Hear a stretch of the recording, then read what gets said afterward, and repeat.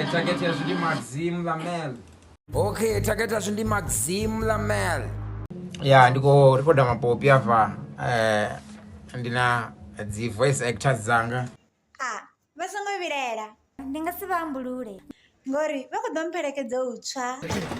We've got a baby to save. Get in. Yeah, come on. Mwana wabotsireledzea. Kama jane, mwana wabotsireledzea. Yeah, mwana wabotsireledzea.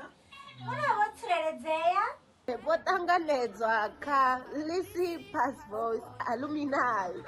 Votanganedzwa Lisi Passborn Alumni. Hello, Maxime.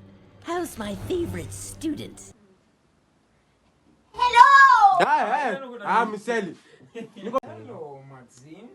Hello, Maxime. Hello, Maxime.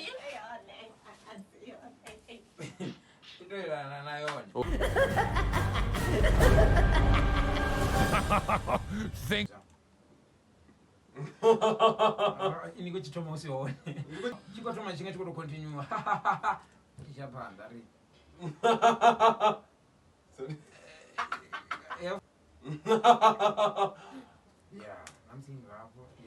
Nah. When is Miss. When then Valentina na Pappie na Maxime Lamel. Na Everyone in it.